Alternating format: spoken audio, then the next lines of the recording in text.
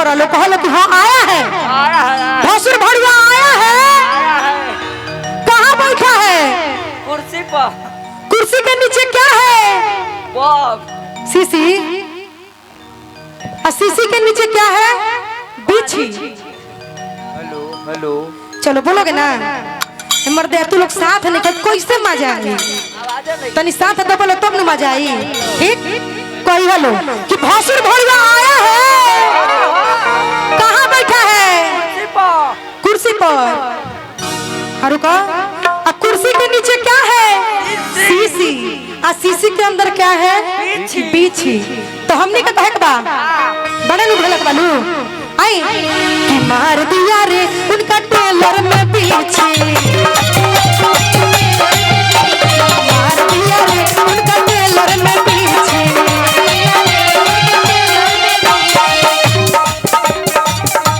अगुआ भड़ुआ आया है। कहाँ बैठा है? कुर्सी पर। कुर्सी के नीचे क्या है? सीसी। सीसी में क्या है? बिछी। तो मार दिया रे उनका टेलर में बिछी। मार दिया रे उनका टेलर में बिछी।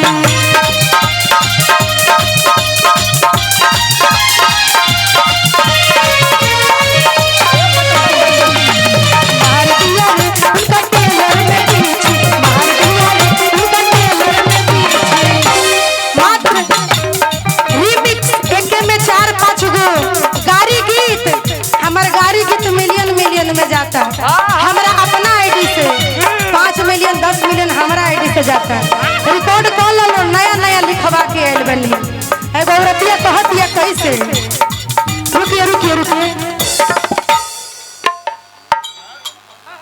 बस 5 मिनट। कि खाली पेट आइला, कि खाली पेट आइला ए अपना दीदिया से मिल के खालो छील के। अब आप लोग को बताने की जरूरत नहीं है क्या छील के खाना है, क्या खाना है। तो हम लोग को नहीं क्या पता? हाजीपुर हानू जी, हाजीपुर हानू क्या छील के खाना है? केला। कि अपना दूधिया से मिल के खालो छील के। ठीक लगता? बाकी खोई हो केरा लील के खालो छील के। बाकी खोई हो केरा लील के खालो छील के। खाली पेट आइलो, खाली पेट आइलो, खाली पेट आइलो अपना दीदिया से मिल के खालो छील के।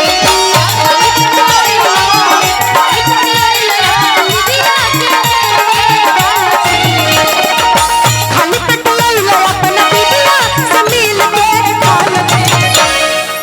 खालो का केरा। बाकी खोई हो केरा लील के खालो छील के।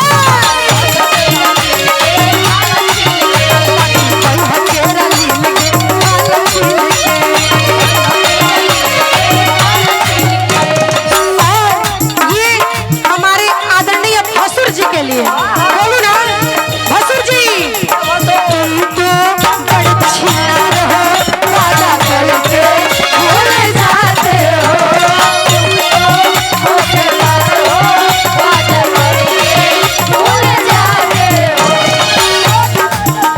रुके रुके। तुम तो बड़े खिलाड़ ना मरते, तुम तो बड़े छिनार हो। वादा करके भूल जाते हो। और रोज रोज भसुर जो छिनराई करोगे, गोली मार देंगे तो तुम क्या करोगे? दूसरा जिला से तुम्हारा हाजीपुर जिला में आए हो, छिनराई करबो तो तारा के छोड़ब सब।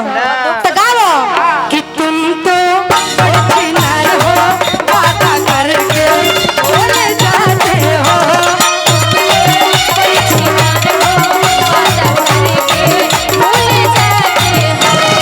रोज रोज तुम जो छिनराई करोगे, रोज रोज तुम जो छिनराई करोगे, आ गोली मार देंगे तो तुम क्या करोगे?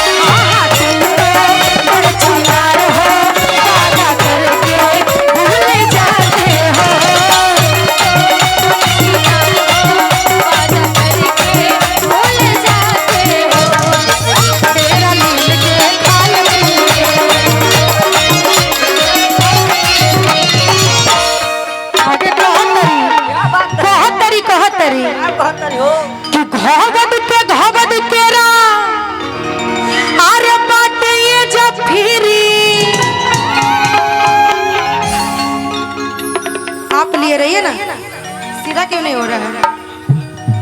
पकड़ो। हाँ, घोबत केरा बाटे जखीरी, बढ़िया सुनावे कान दिल से रहिया छीरी।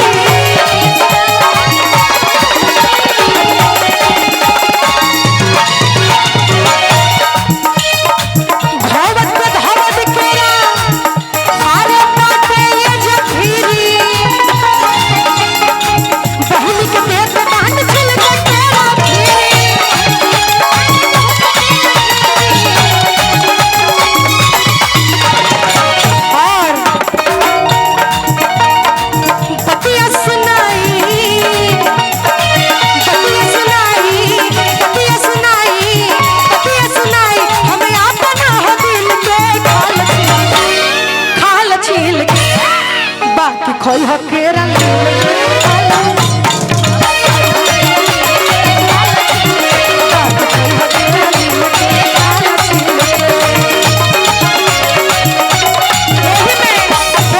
गीत गावे ला लो ना, दहेज में सामान चाहिए तो वही पर लिखाइल बा।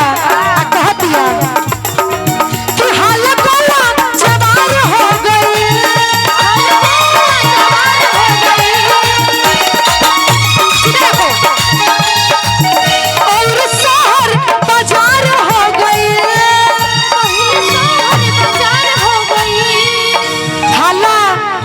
जवार हो गई और शहर बाजार हो गई। एगो भसुर के बिया छोटी बहिन बाई बड़की खेलाड़ो हो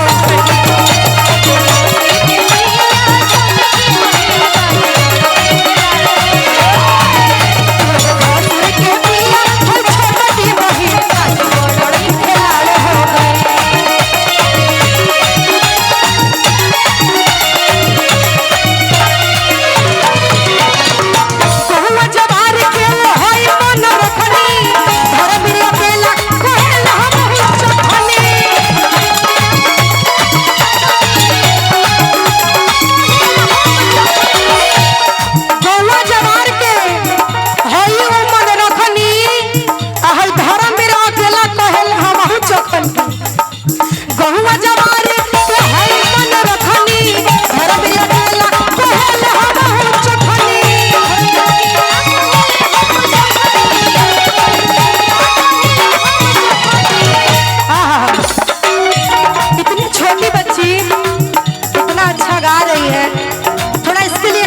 ताली बजा दीजिए।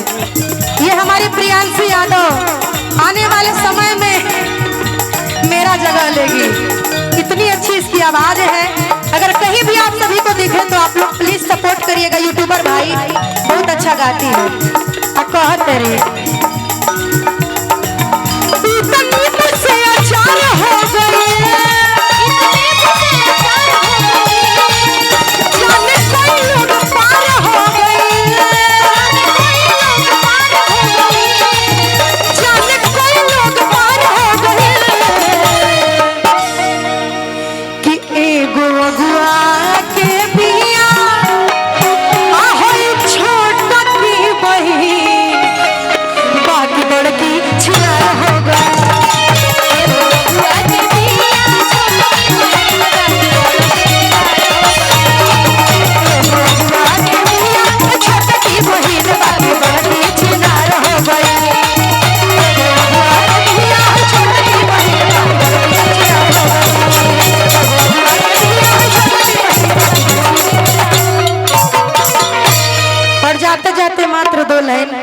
ये सब नया नया मैटर हो, रुपया लगल बा। आ बड़ी श्रद्धा से हमारे छोटू भाई बोलेले बने आ कहे के बा हई गाना सुने हैं, ये वाला गाना आप लोग सुने हैं? हई काहे घूमत रहे आगे पीछे? हाँ हाँ समझ रहे बा पागल। हिंकरा का पता बा के कइले बा कि जगन्नाथ बाबू को दिले बिया आ इनका मौगी के धोले ले बिया। एगो गीत बा, एगो गीत बा कि लड़किया कहती है कैसे, का करेली समझी के दीदिया का करेली हो दादा का करेली हो दादा का करेली ठीक बा पिछुआड़ा में समझी के दीदिया का करेली पिछुआड़ा में समझी के दीदिया का करेली हो दादा का करेली हो दादा का करेली पिछुआड़ा में समझी के दीदिया का करेली पिछुआड़ा में तार दीदिया का करेली पिछुआड़ा में तार दीदिया का करेली पिछुआड़ा में तार दीदिया का करेली पिछुआड़ा में तार दीदिया का करेली अच्छा लगा तो एक जोरदार तालियां।